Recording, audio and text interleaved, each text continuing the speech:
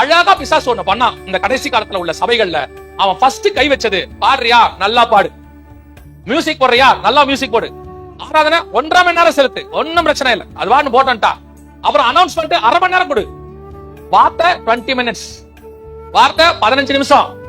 அவன் பண்ண ஒரே வேலை ஆராதனை இல்லன்னு சொல்லல, ஆராதனையில வார்த்தையை குறைச்சான். இன்னைக்கு எந்தெந்த சபையெல்லாம் நான் லைவ் போகுது, எனக்கு ஒன்னும் பிரச்சனை கிடையாது, அதான் சத்தியம். இந்த ஆராதனை நிறைய ஆயிடுச்சு, எங்களுக்கு 7 சிலருக்குலாம் ஒரு பெருமை இருக்குது, எங்களுக்கு 8 ஆராதனை, 9 ஆராதனை, 10 ஆராதனை, 15 ஆராதனை வச்சிருக்கோம். காலையில் 6 மணிக்கு ஆரம்பிச்சா நைட் 10 மணி வரைக்கும் ஆராதனை வச்சிருக்கீங்க.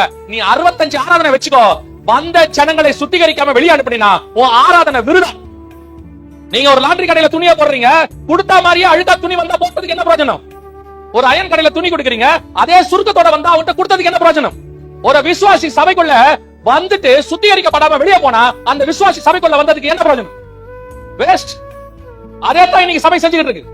உலகளாவிய சபைகளுக்கு ஒரு பெருமை, கடைசி காலத்துல பிசாசு அழகா கொண்டு பெருமையை போட்டான். 3 ஆராதனை நடத்துறதா உங்களுக்கு பெருமை. எங்க சர்ச்சிலே 5 ஆராதனை நடக்குது, 5 ஆராதனை நடக்குது. எத்தனை சுத்திகரிப்பு நடந்துச்சு?